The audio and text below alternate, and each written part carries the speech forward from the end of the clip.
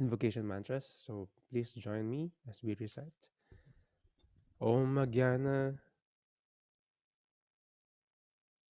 Timirandasya Jananjana Salakaya Chakshurmritam Yena Tashmai Shri Gurave Namaha. Om Namo Bhagavate Vasudevaya. Om Namo Bhagavate Vasudevaya. Om Namo Bhagavate Vasudevaya.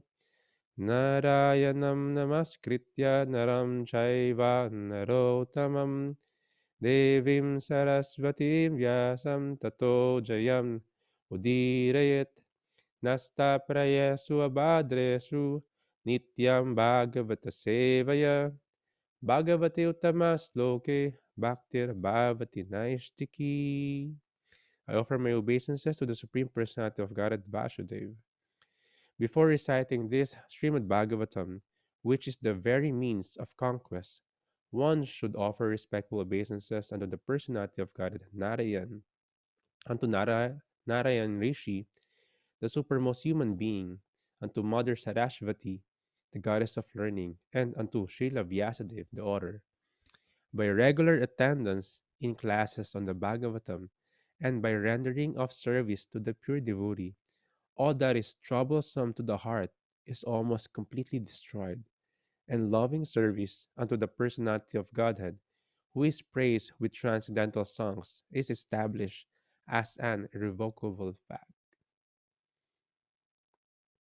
So it's always nice to start our day with Japa and Srimad Bhagavatam.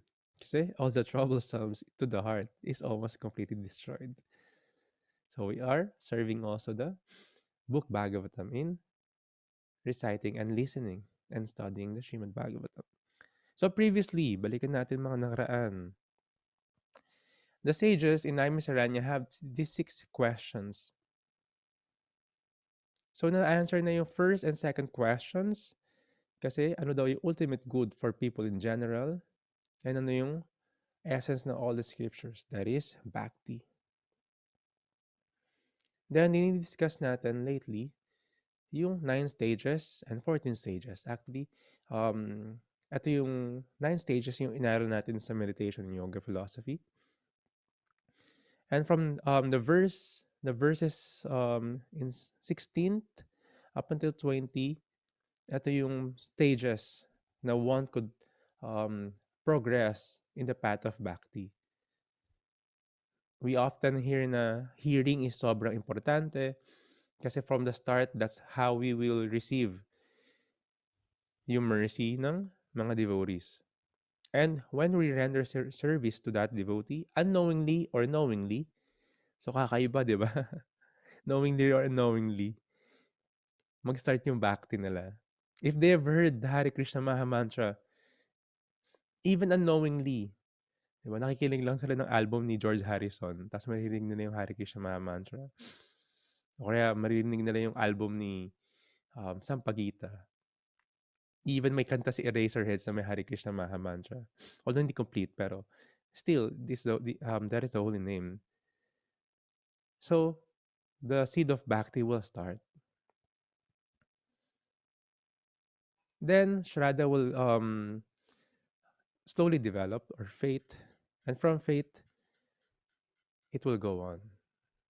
Again, it is like a seed na tinatanim natin. Pero, yung seed na yon hindi basta-basta mag-sprout kapag di natin didiligan ng water. And that water is continuously hearing the Hare Krishna Maha Mantra, the glories of Srimad Bhagavatam. So it is just like a plant, or tinatawag na lang Bhakti lat, or the creeper of Bhakti, the plant of Bhakti. So umabot na tayo sa verse 20 yesterday. 19 ba 20? Yeah, 19 pala, 19. We stopped sa verse 19 yesterday. So we could read again the translation. As soon as irrevocable loving service is established in the heart, the effects of nature's mode of passion and ignorance, such as lust, desire, and hankering, disappear from the heart. then the devotee is established in goodness and he becomes completely happy. So palagi natin naririnig tong mode of goodness, passion, and ignorance. This is actually the three modes of material nature. And sinasabi, kailangan pumunta rin tayo sa mode of goodness. But hindi yun yung goal. Pero it will help us para mas ma-perform natin yung spiritual life natin, yung Bhakti Yoga. So para siyang analogy ng runway sa airport. If you have a wider and longer runway sa airport, mas mabilis maka-take off yung aeroplano. Imagine mo meron ka lang ilang meters ng runway. Unless helicopter yung aeroplano, yung ano mo, yung vehicle mo. Pero kailangan, mahirap mag-take off. But the expertise of a spiritual master, spiritual teacher, even one is in the mode of passion or may onting mode of ignorance, he is very expert to engage yung mga students, yung mga practitioners, how to practice Krishna consciousness kahit hindi siya 100% or fully or at least mostly in mode of goodness. Just like Arjuna. Arjuna is a soldier. Kailangan niya lumaban sa war. Kailangan niya pumatay. So, hindi mo pwedeng sabihin mode of goodness yon. Kailangan niya gamitin yung anger niya in the right way. Pero, nagkaroon ng kakaibang formula na dagdagan ng Bhakti Yoga by the guidance of the spiritual master. Even us. So, if we're working as an artist, as a musician, or we're working in the bank, still, we could be in the mode of goodness or in passion, pero we are performing devotional service. So that will be the guidance from our spiritual teachers, from Srila Prabhupada and our spiritual masters.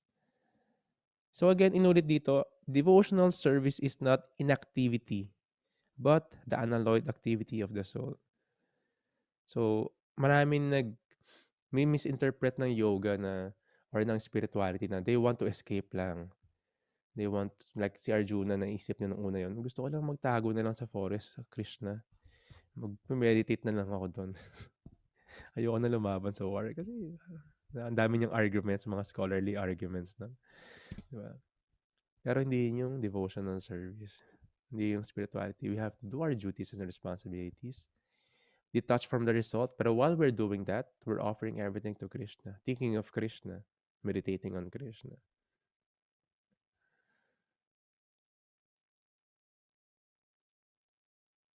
So yes. And if babalikan natin si table, dito siya, they are having the higher taste. And when one is having that, meron siyang firm attachment. Attached na rin siya. Pero hindi sa spiritual, ay hindi sa material na mga bagay. Na-attach na siya sa spiritual life. Na-attach na rin siya kay Krishna. It's a good way ng attachment natin. Yeah. If hindi ka ma-attach kay Krishna, ma-attach tayo sa ibang bagay. So, piliin na lang natin si Krishna. Or piliin natin ma-attach na sa service natin para kay Krishna. That is the best actually. Prabhu Radhanath, you want to say something about this verse 19? Yeah, sure. Good morning. First of all, good morning, everybody. I hope everybody is well. Yeah, I would just like to, I like that analogy na sinabi mo na runway. Another thing I was thinking of analogy, I think I've heard it from Guru Maharaj, is those kind of actions that puts you to the mode of goodness. As you've explained, hindi siya enough, or goodness won't cut it, parang ganun eh. But it certainly puts you in a better position to execute spiritual activities, and in this context that we're talking about, devotional service to Krishna. So si Guru Maharaj natin, Girdhari Swami Guru Maharaj, lagi niyang, at least kapag nasa China kami, nagigib siya ng talk about yoga ladder. yung sabi niya yung ganun, yoga and spirituality, they're all good. They act as a springboard. Parang sa ano, 'di ba, sa mga Olympics pa 'yan or 'di ba, may springboard eh. So it propels you to jump from one platform to a higher platform, parang ganun. To do the actual, exhibition or the thing. So parang those kind of things acts as, a springboard. So definitely something that can you can say facilitate a better execution of devotional service to Krishna. That's why it's also not it's very fundamental si Srila Prabhupada natin, Bhaktivedanta Swami Srila Prabhupada. Yung four regulative principles are there. Diba? No meat eating, no gambling, no intoxication, and no illicit sex. These four activities that an aspiring sadhaka or bhakta or bhaktin, they try to cut it from their lives because those are in the mode of passion and ignorance. So at least when one is able to detach to those activities, then you're at least in the mode of goodness. Then spiritual life starts. So yun lang, I would just like to share that. So springboard, definitely these activities, goodness activities, they're springboard, there are runways, so that we can easily take off. And yeah, go back home, back to Godhead. That's the Yes, yes. destination. Yeah, yeah. Very nice, very nice. Yeah. Maganda. Ganda ng sharing ni Prabhu. And yan, totoo yun na ano, it will help us to propel much more and yung momentum mas madali. Pero parang yung mode of ignorance and mode of passion, andyan pa rin siya. Hindi natin siya basta-basta matatakasan kasi we have this body. So we have to sleep. Sleep is part in the mode of ignorance. Diba? Minsan kailangan natin gumawa ng mga bagay na kailangan medyo passionate tayo, especially like kung ano yan, kung lalo na yung mga arts, 'di ba? Yung mga music or yung mga like yung work, ibang work natin, if you are a lawyer, kailangan medyo mas passionate ka doon. Pero the analogy of using it just like one has a toolbox, lalabas mo yung hammer or yung screwdriver, yung vice grip, pag kailangan mo. Lalabas mo yung passion, lalabas mo yung ignorance, pag kailangan mo. But you're in control by the guidance of the spiritual teachers, the sadhus, and the sastra. You're in control. Pagtapos mo gamitin ng hammer, hindi mo namang hindi ka namang mabubuhay ng buong araw mo dala-dala mo yung hammer. You have to put it in the toolbox. So we know how to use it. That's the guidance ng scriptures. So after we use that, even yung sleep, we are in control of sleep. Hindi tayo yung kinokontrol ng sleep, pati yung passion, pati yung the rest of the activities natin. We are in control dapat. So the practice of spiritual life is much more sublime. I could say sublime kasi when passion is so overcoming us, andun yung anger, andun yung ayun mo yun, may yung life natin madala na lang doon ng agos. So magandang example that we could do, and minsan yung ibang tao nagiging fanatic eh. Mode of goodness lang, dapat ganito lang ang gagawin ko. Diba? Tapos ganito yung nabasa ko sa Srimad Bhagavatam. Diba? Hindi na ako magsuot ng rubber, hindi na ako magsuot ng may metal. Kailangan bark ng tree na lang. Diba? Mag-meditate na siya sa forest, diba? In this connection, if I may, Prabhu, Sure. I think napagkwentahan natin to at some point eh. Remember, speaking about, devotees using just goodness things, Mm. Remember when we spoke about when Srila Prabhupada, Bhaktivedanta Swami Srila Prabhupada, yung ini-establish niya yung Mayapur Temple, Mm. diba? May sinabi siyang very, very, very touching and very, you can say, intelligent, very, just full of wisdom. Sabi niya sa mga disciples niya na very busy, binibuild yung malaking temple made of concrete and, steel bars like this. Sabi ni Prabhupada, di ba, for us devotees, we don't mind to be living simply. Yes, we can even just build a bamboo hut for us. But who would um, be attracted to Mm. that, how can we do our preaching work if we simply just present them, you know, bamboo hats and maybe wearing just straw, maybe like you said, bark, something like that. So sabi niya, so we don't mind using these steel bars and cement. Mm. We don't mind using them even though definitely not the best material because they're in the mode of passion. But for preaching purposes, definitely we should use them because they can attract by Yeah. building such a nice, Temples. nicely designed buildings and temples.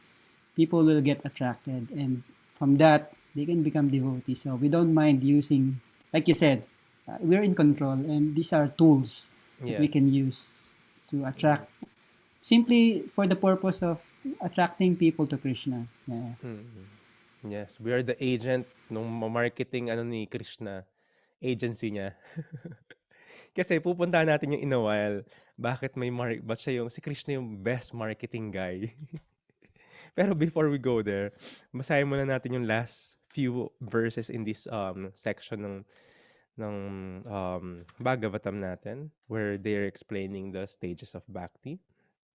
In the verse 20 translation, thus established in the mode of unalloyed goodness, the man whose mind has been enlivened by contact with devotional service to the Lord gains positive scientific knowledge of the personality of Godhead in a stage of liberation from the material association. Sir Prabhupada mentioned here in the first paragraph sa purport, it is said that out of many thousands of ordinary men, one fortunate man endeavors for perfection in life.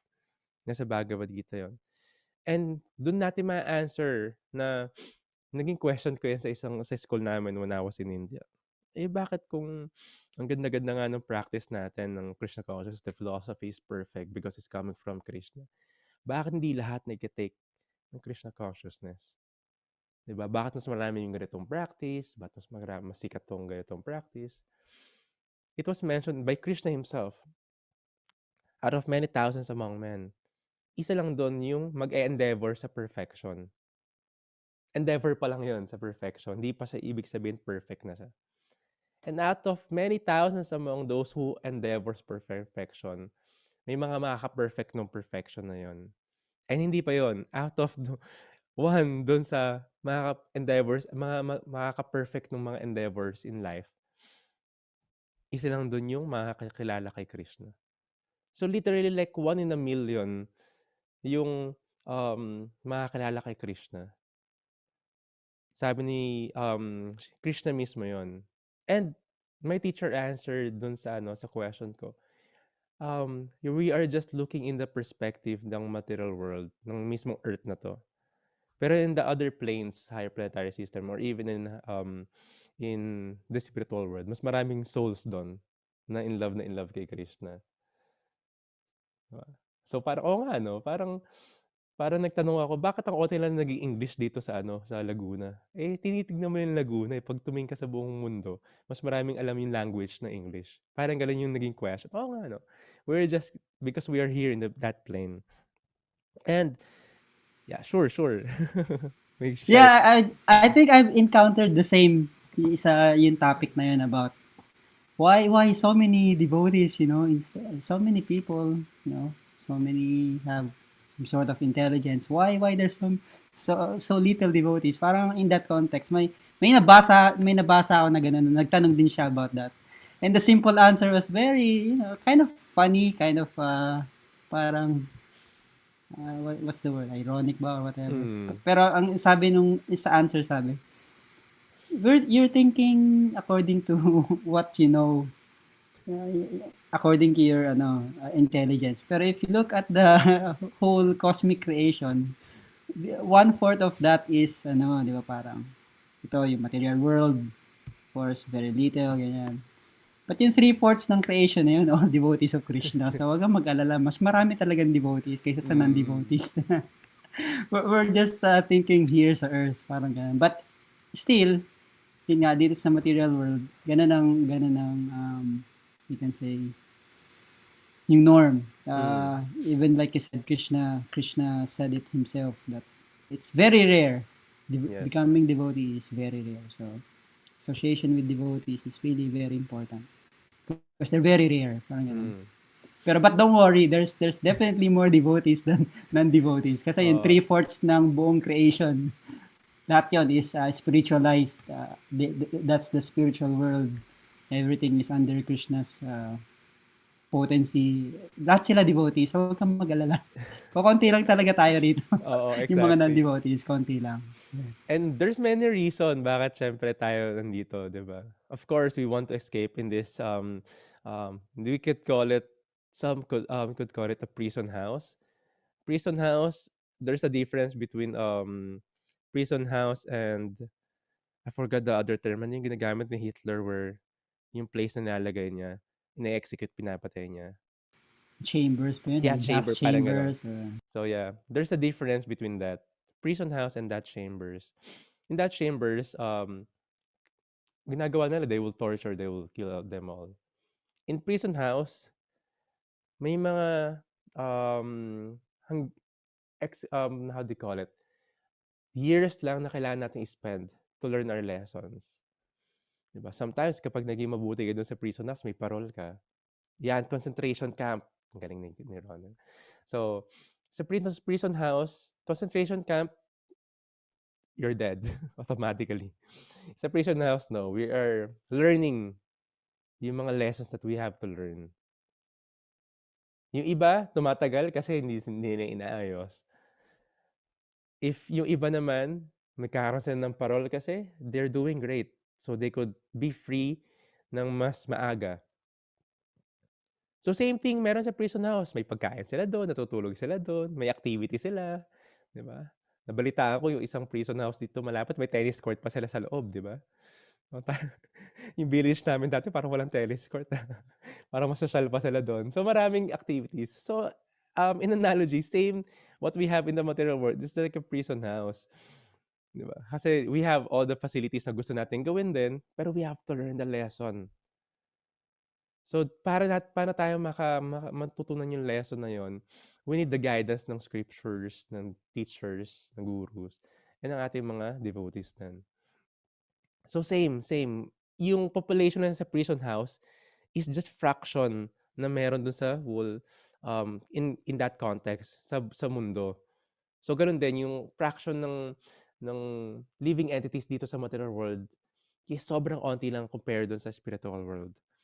So that is actually the analogy of in comparison sa dami ng mga living entities. And actually sabi ni Srila Prabhupada dito, um, the science, so kinoin talaga yung science na word.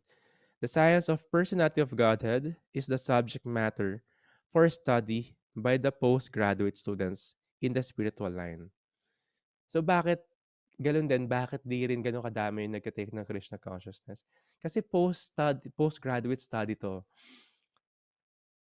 In other practices, you have to learn how to be, yes, kailangan nyo love your neighbors, you have to be kind, di ba? You don't have to do this, you don't have to kill. Those are basic things, how to become human. How to become human pa lang kasi people are in the yoga ladder, people are in the uh, karmic activities, animalistic life. So walang regulation. To become a human, they have to step up a little bit. 'Di ba? You know, we have to be, ayun nga, we have to be kind, love your neighbors, don't have to kill, you don't steal, 'di ba? You don't steal others' wife. Those are just humanity, pagiging human pa lang.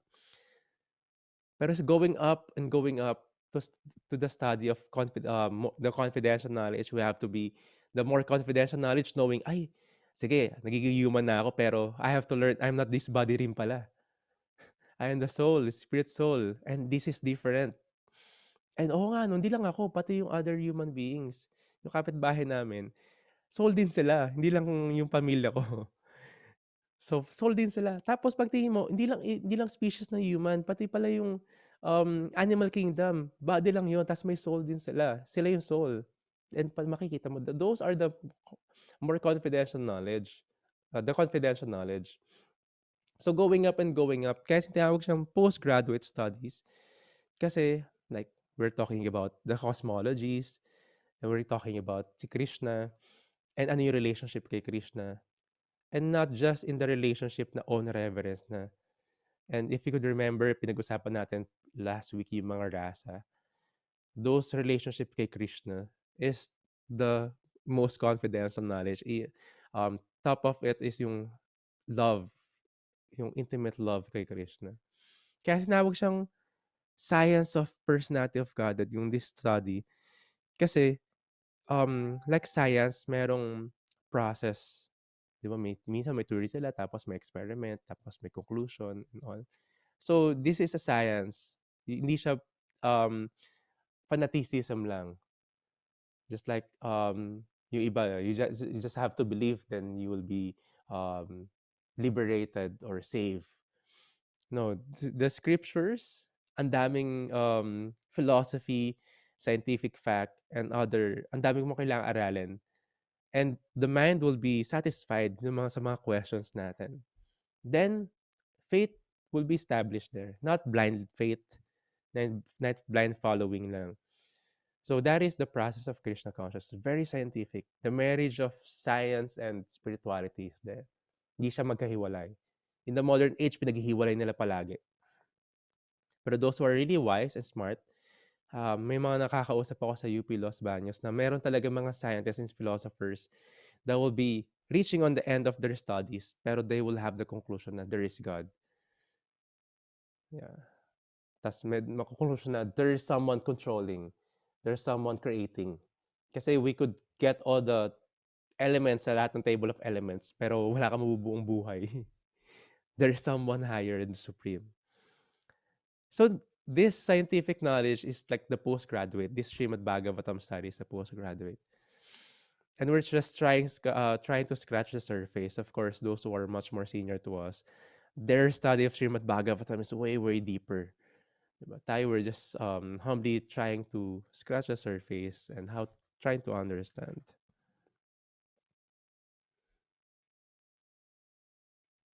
Anything you want to share, Radarat Prabhu? No, Prabhu, go ahead. Yes. I'm getting. So, ayun yung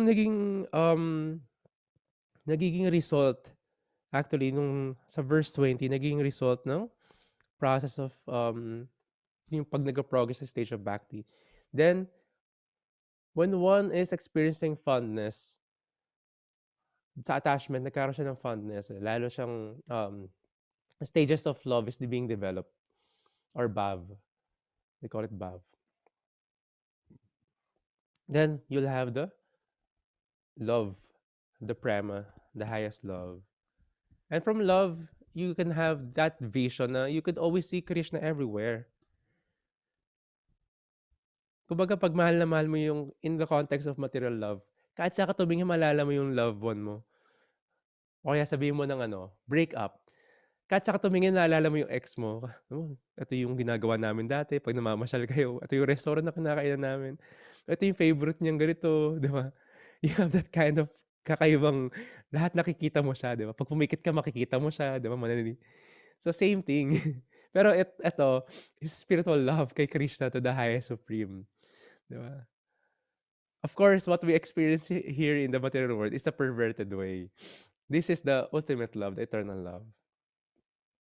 And this is the path that we're taking. Ito yung very exclusive, specifically the chanting of the Hare Krishna Maha Mantra. And Lord Krishna, in the form of Chaitanya Mahaprabhu, is giving it away. They are experiencing Harer Madhuryan Jubab. Yung sweetness ni Krishna in that intimate love of the or Madhurya Ras is could only experience by those who practice Krishna consciousness. Specifically in the path, in that sampradaya na meron tayo na we're chanting Krishna's name. The rest could have the own reverence relationship kay Krishna, or the friendly relationship lang, or not lang, the friendly relationship, or the motherly love. Pero the very exclusive conjugal love could only experience by the process na binigay ni Lord Chaitanya, which is chanting of Hare Krishna Maha Mantra. That's why, napag-usapan din natin last time yung mga yugas. In the Kali Yuga, Yes, sobrang worst nito kasi andito yung hypocrisy and yung quarrel in the small things, they will quarrel. Pero sobrang merciful ni Krishna, bumaba siya as Lord Chaitanya, and nandun yung holy name. Even yung mga demigods, they will go down here in the material world. Kasi ito na yung very special, ito na yung instant promo. Kumbaga ito na yung, ano ba yung Thanksgiving sale na you have to chant. Better dun sa 1,000 years na meditation or other process ng yugas, you will have to chant. Then you can develop love, intimate love kay Krishna. So ito yung diniscuss nila for that questions 1 and question 1 and 2. Puntahan natin ulit. So 1 and 2 na discuss na. And kaya siya tawag na ultimate good for the people in general, Bhakti. And not just that process of Bhakti is one could experience the prime of Bhakti, the eternal love, the ultimate love that one is hankering. Sabi nga, the soul is wanting to be loved and to love. And the question is, kanino mo idadirect yung love na yun and yung service na yun? Kay Krishna is the ultimate. And when one have love for Krishna and experiencing love from Krishna, it is just like watering the root of the tree.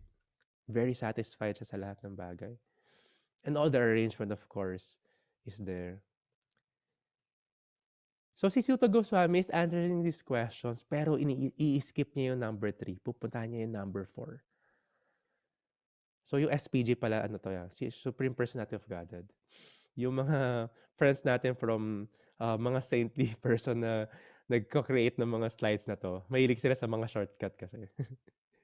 So pag sila yung mga engineer sa India na naging monk, that's where we stayed sa Pune. Pag nakilala mo sila, ang dami nilang code kasi they take down notes. Marami silang acronym for one to easily understand. So we will go to the other portion nung ano nung Srimad Bhagavatam. Pero before we go that, in the first verse 21, sinabi na to ni Sutta Goswami before niya in-explain yung Bhakti progress. Pero again, he mentioned here, translation, verse 21, thus the knot in the heart is pierced, and all misgivings are cut to pieces. The chain of fruitive actions is terminated rather, when one sees the self as master. So yung conclusion niya is the same as sinabi niya before na merong sword tayo of knowledge to remove that knot of material existence. So parang yung material existence natin, the birth and death, the karmas, the impression, yung mga bagay na upbringing natin, yung relationship attachment sa mga bagay, is just like a knot na hindi mo basta-basta um, matatanggal. Untangle. Ang galing yung tanggal sa untangle. So, matatanggal. So, hindi mo na kailangan isa-isain pa yon. One could use a sword, a sharp sword of knowledge to cut that knot.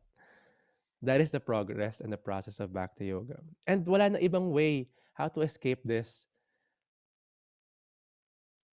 material world. Wala na ibang way kundi tanggalin na yun by devotional service. And to answer yung next question, kasi nag-request sila ng explanation and narration ng avatars ni Krishna. Tell us the acts of the Lord who performs in the relationship to creating the material world. Yung mga Purusha avatars and ito um, yung mga from creation ni Krishna. And paano na-establish din na si Krishna yung Supreme Personality of Godhead? It was explained by Sutta Goswami. In the verse 22nd, certainly, therefore, since time immemorial, all transcendentalists have been rendering devotional service to Lord Krishna, the personality of Godhead, with great delight, because such devotional service is enlivening to the self. In the purport, it was mentioned the speciality of devotional service unto the personality of Godhead, Lord Sri Krishna, is specifically mentioned herein. Lord Sri Krishna is the Swayam Rupa, the personality of Godhead. and other forms, all other forms of Godhead. Ito yung first expansion ni Krishna kung paano nagsimula yung creation. Unang expansion niya si Baladev, yung brother niya, si Lord Balaram.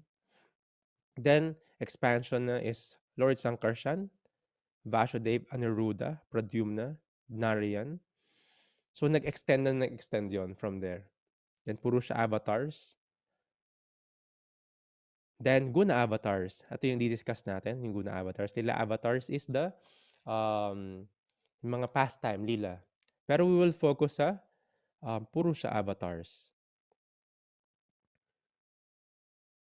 and Guna avatars. So, um, it was discussed here, tinatanong ng mga sages, ano yung mga acts of ni Krishna kasama sa creation na yon. And paano si Krishna yung Supreme Personality of Godhead?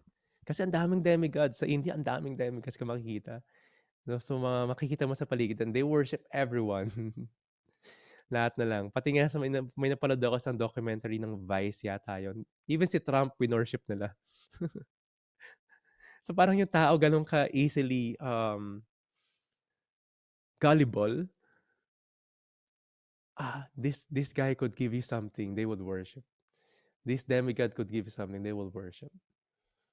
Pero a wise person, hindi na niya kailangan daanan yung mga ibang um, side trip na yon. He knows the destination. He knows the supreme. So, puntahan natin yung Guna avatars kasi laging question yan. Kasi inaral nga natin nung high school. Ako inaral ko nung high school yun eh. Ano si Lord Brahma, si Vishnu, and si Shiva. They are the Guna avatars. It was mentioned in the 23rd verse na.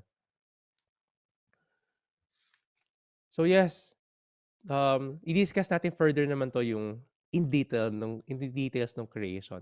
Pero we want to establish, Suta Goswami want to establish bakit si Krishna yung Supreme Personality of Godhead. So from this first incarnation, expansion ni Krishna, lumabas si Narayan as the Mahavishnu, then Mahavishnu to Garbhodakashaya Vishnu in the material world. And from Garbhodakashaya Vishnu, siya yung nakahiga. Tama ba? Ito. So, from spiritual world, ito yung mga universes. And dito si Garbhodakashaya Vishnu. And from there, lumabas si Lord Brahma. Yan. Si Lord Brahma. So, si Lord Brahma galing kay Lord Vishnu. The second expansion ni Lord Vishnu. So, it means Lord Brahma was created. So, hindi siya yung Supreme Personality of Godhead. So, may mga si Lord Brahma, fast it forward, naging nalaman yung role niya is to progenate. And siya yung ultimate manager ng buong creation. Kung meron tayong hat na manager sa business at sa work natin, baliwala yun, di ba? I-manage mo lang yung ilang employee, masakit na sa ulo eh. Or i-manage mo nga lang yung sarili mong bahay, sarili mong locker room, or sarili mong may masakit. So, what more pa yung management and leadership na ginagawa ni Lord Brahma? Yung buong material world. Pero, meron siyang anak na hindi sumunod sa kanya. Yung four Kumaras. Dapat kailangan maging progenitor kayo. Pero nag-decide yung four Kumaras na maging brahmachari or hindi sila mag-aanak, magko-focus sa spiritual life. So maraming instances pero nagalit nga si Lord Brahma that time. Tapos lumabas sa forehead niya si Lord Shiva. So again, Lord Shiva is coming from Lord Brahma. He is not the Supreme Personality of Godhead. So these three, Vishnu, Brahma, and Shiva, ang role ni Brahma is the secondary creator itong material world. Ang role ni Lord Shiva, pagtapos na yung kalpa, yung age ng material world, pwede na siyang sumayaw. So yung mga yoga asanas dun din galing. And then distractions will be there. Then again, it will be created. It will be destroyed. So ano role ni Lord Vishnu? Si Lord Vishnu is the maintainer. This is the expansion of Krishna. This Lord Vishnu is the maintainer. So Lord Vishnu is the maintainer and sobrang hirap ng role ng maintainer. Maintenance. So, yeah, you can buy a car, you can easily wreck a car, pero the maintenance of a car, minsan mas magastos kaysa yung price ng car, di ba? Responsibilities, time, di ba? Kailangan, alam mo, kailan mo i-change oil, yung mga maintenance sa casa. Same thing with relationship. Di ba? Pwede ka manligaw, di ba? Or yung iba relationship, instant na. Mag-swipe-swipe na lang sila sa app. Di ba? Easily. Sabihin mo 3 months mo niligawan. Or 3 months mo bago sinagot. Still, that is 3 months or sabihin mo na 1 year. Mabilis pa rin yun. What more pa to destroy the relationship? One wrong decision, di ba? The relationship could be destroyed. Pero to maintain yung relationship for a longer and quality relationship is much more harder. Sobrang hirap. So that is one of the biggest role din ni Lord Vishnu. But yeah, si Lord Vishnu, galing siya sa um, other Vishnus. Then malalaman natin if we trace, galing din siya kay Lord Krishna. So si Krishna is the supreme personality of Godhead. So doon nasabi na siya yung fountainhead ng mga incarnation, ng mga demigods even. Si Lord Vishnu is not a demigod. He is an expansion of Krishna. Lord Shiva is a half-half, a demigod and a devotee of Krishna. Pero si Lord Shiva will always be Lord Shiva. But si Lord Brahma is, Brahma is a position. Just like a president. May name din. Nakalimutan ko yung name ni Lord Brahma.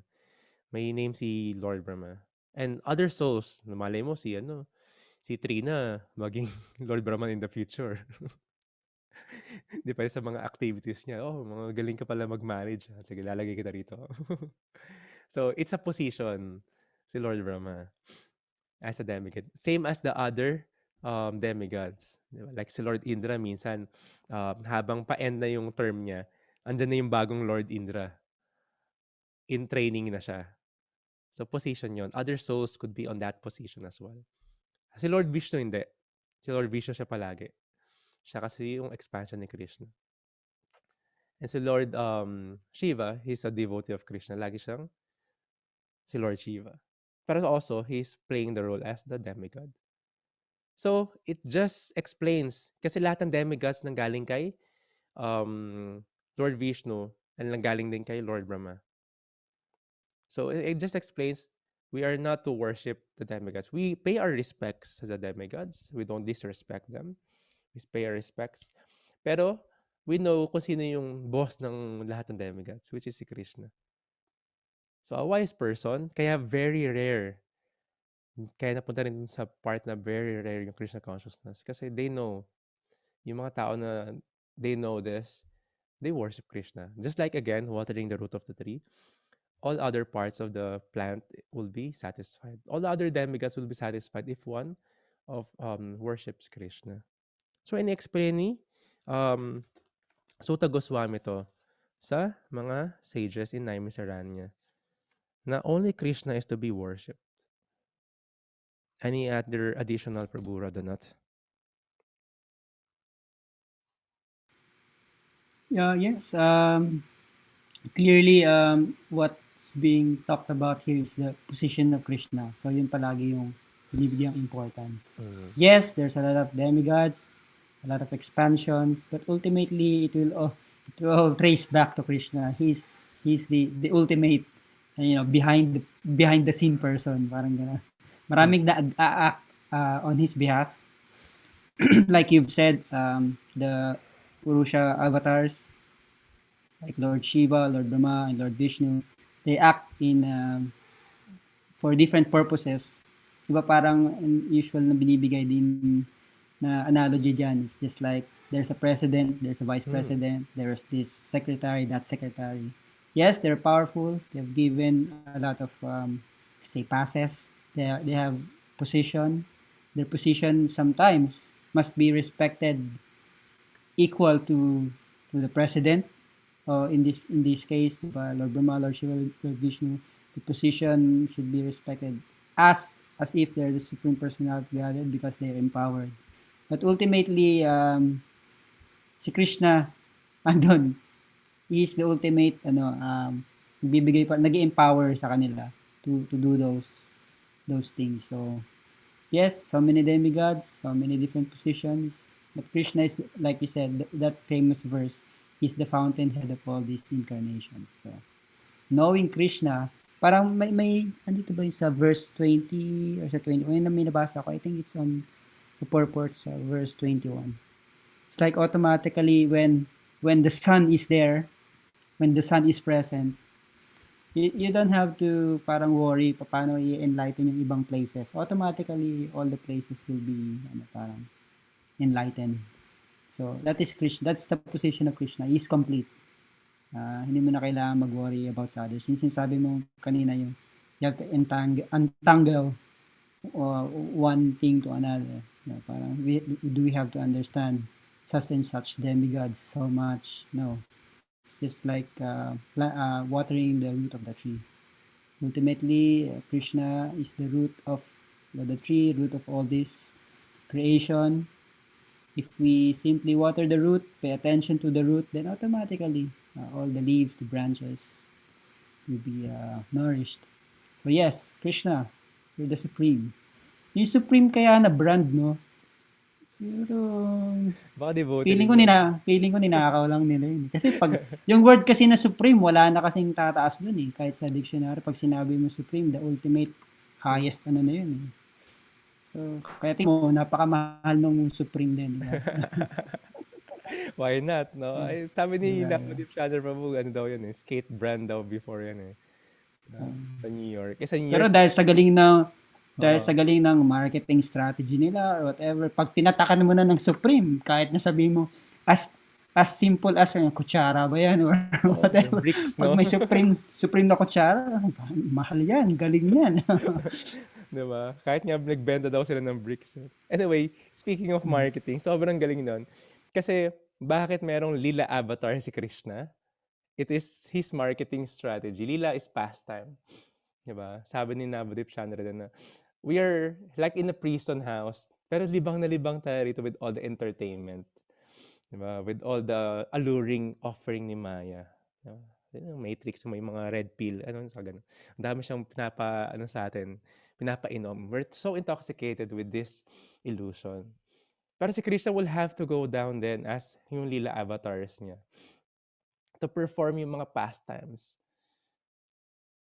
para maramdaman natin na, oo nga no, eto si Krishna, maalala natin si Krishna.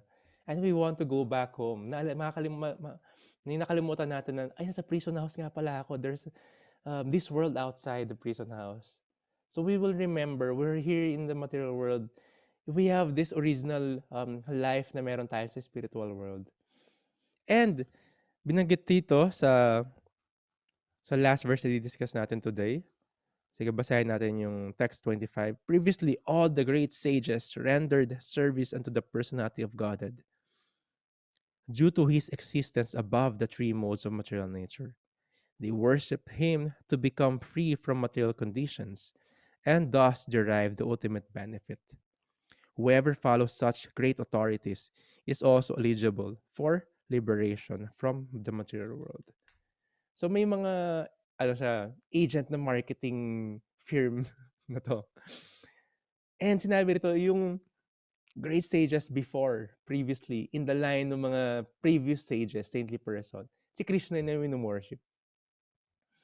So we could know, in time immemorial, they worship Krishna already. And even yung mga artifacts na makikita mo ng mga natatagpuan ng mga scientists, ano mo yung tawag ng mga nag-ukay-ukay? Basta yun, geologies, parang ganon. So, they will find temples of Krishna, deities of Krishna, panapernalas in worshiping Krishna. Kasi previously, lahat ng mga sages, is worshiping Krishna. They know the fact kasi yung according to Sri Prabhupada, the purpose of performing religion, actually yung word na religion is really defined here, is neither to profit by material gain, nor to get the simple knowledge of discerning matter from spirit. So hindi lang yung confidential knowledge, much more pa. The ultimate aim of religious performance is to release oneself from the material bondage, to get out of here, and regain the life of freedom in the transcendental world, where the personality of Godhead is the supreme person. That is the spiritual world, or we call it Vrindavan or Vraj. So sino yung sa mga sages na nag-worship kay Krishna, may mga mga prominent marketing gaya niya. That they live their life. Hanggang ngayon, we are glorifying their fame because they live their life as one of the great devotees of Krishna. They are called the Mahajans. So, di-discuss din natin yung life nila in the Srimad Bhagavatam in details. Yung 12, sabi ito, there are 12 particular agents of the Lord who know the purpose of religion, and all of them render transcendental service unto Him. Persons who desire their own good may follow these Mahajans and thus attain the supreme benefit. So may footsteps tayong susundan. Not to imitate them, of course.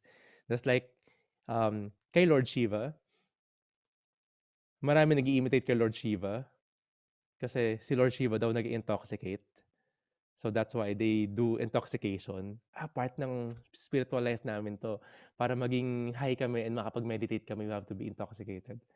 It is just perverted and it is just imitating si Lord Shiva. Si Lord Shiva kasi, a long story yun, pero he drank the poison sa Garbhodaka Ocean. Kasi, ayun nga, yung Demigod saka yung demon, chinar nila yun. Iniwalay nila yung nectar, iniwalay nila yung, tapos yung poison naging prominent. Lord Shiva took that poison. Diba? Hindi ko, may effect daw yung parang nag-darken daw yung throat niya. Pero he took that as a sacrifice for the humanity, for everyone. So yung mga followers niya, yung mga pseudo followers lang, gusto lang nila yung intoxication part. Kaya mag-intoxicate ako, kaya magaganja ako, kaya may ganito. Kasi I want si Lord Shiva ka So hindi ganon. We have to follow the footstep. Kung gusto mong gayahin talaga si Lord Shiva, inom ka rin ng poison. Di ba? Parang ganun yung analogy, di ba? Inumin mo rin yung poison. Or saluhin mo sa, from your, on top of your head, saluhin mo Oo. yung flow ng Ganga coming from the toughest, Garbhodaka Ocean. Kasi na-pierce din Lord Brahman. Anyway, long story nga. Oo. Saluhin mo sa ulo mo yun. Kasi otherwise, kung hindi mo saluhin, devastate yung ano. Masira yung material creation, no? Ah, So parang gano'n, parang kung gusto mo talaga gayahin mo ng totoo, hindi yung selective ka lang tapos gagawa ng justification or reason. So we have to follow the footsteps. We don't have to imitate. So these Mahajans, they are the great devotees of Krishna. Sige, pakita na nga natin para they have the idea. Yeah, Mahajans. And ito yung life nila will be discussed here in the Srimad Bhagavatam din. Actually, most of the stories galing sa kanila. So sila yung mga follow natin yung footsteps. Sila yung mga sila rin yung mga nag-iwan ng maraming magagandang lessons and stories. Yan. Sila to. So, of course, si Lord Brahma. Kasama si Lord Brahma doon. Shambhu. Ito si Lord Shiva, iniinom niya yung iniinom niya yung poison. Si Shuka Goswami, yung first na with the discussion sa Srimad Bhagavatam. Narada Muni, diniscuss natin kahapon ng onti yan. Janaka, the four Kumaras, tapos si Kapila, will be discussed in the third canto. So, Swayambhuva, isa sa mga progenitor. Bhishma, ito yung kalaban nila Lord Krishna sa ni Arjuna sa battlefield. Lolo ni Arjuna to. Bakit Mahajan siya? Ikalaban siya. Tapos si Bali Maharaj. Ito rin to, isa sa line ng mga demons Tapos sinakop niya lahat nung three worlds, yung hellish planet, pati yung heavenly planet.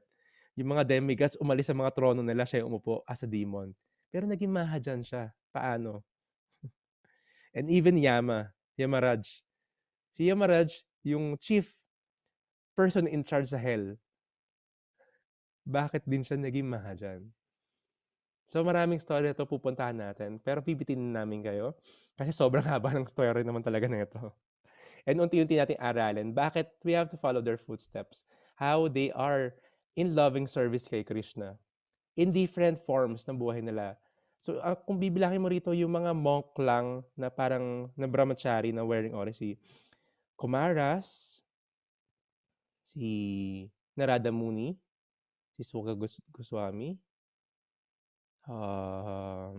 parang yun lang eh. The rest is, um, ayan si Kapila.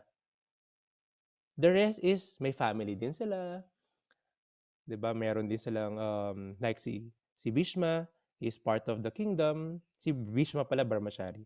Pero is part of the kingdom. Si Janaka king siya, 'di ba? So hindi ibig sabihin when one is a monk or Brahmachari sila lang yung magiging great devotee. No, pati yung ibang part ng ashram or even householder, even a family could be Krishna conscious to the topmost na pwede pa silang maging mahadyan. So that will be our session for today. Napakaganda kasi we concluded yung Bhakti progress on how um, the full benefit of practicing Bhakti yoga, we will experience yung highest love and ano yung result.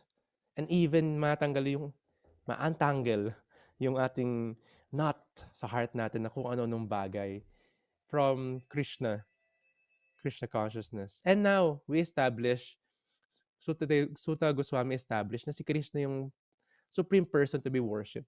Hindi na natin kailangan maligaw sa mga ambassador, sa mga mayor. Kilala mo na yung presidente and may access ka doon sa presidente. Diba? Hindi mo kailangan maglagay sa mayor. You don't have to offer anything din doon. Kasi automatic, when the supreme is pleased, the rest will be pleased. So tutuloy natin yung discussion tomorrow. So this will be everyday. Kasama uli natin na Navadip Chandra bukas. Kasi ngayon pujari siya. And few announcement, 8 o'clock, tatawid lang tayo sa classroom natin. Will be si Ashu, Krishna Validev Prabhu's room. 11 o'clock will be with Guru Maharaj. Then 7 o'clock, we will have a Bhagavad Gita gems, important verses, with Sridham Prabhu, one of my mentors and senior educator sa Rajagi Village, teacher natin. For sure, si Brother Radhanath Prabhu, nakasama mo na si Prabhu Sridham when you were younger pa, no? Yeah, I was one of the few teachers there yung I think around 1996 when I was 9 years old. Then may summer camp yung, di ba? Ang saya. Yeah. Yeah. Si Prabhu Shidam, amazing sa kanya. Kung paano ko siya nakikita ngayon. Parang hindi nagbago yung itsura niya, ganun pa rin siya. Galing, no? So parang ever youthful si Prabhu Shidam. Maganda pag-devotee. Pero yeah, he's one of the earliest early teachers for me also. Yeah, we will learn a lot from him. And he's also a Gurukul teacher or teacher, principal dito sa school ng mga monk kids. So we will learn, pati storytelling, may mga series of Mahabharat stories siya. Magaling sa storytelling. Panoorin niyo sa page na pinopost namin ni Radhanath Prabhu. Marami siyang videos doon na storytelling. Pero tonight, we will learn Bhagavad Gita verse from him. So may assignment din from Prabhu Sridham. I will post it again para maalala natin yung assignment. So kita-kita tayo sa kabilang room and kita-kita tayo for the rest of the day. I'm your servant, Radha Charandas. And our co-educator, co-host, and our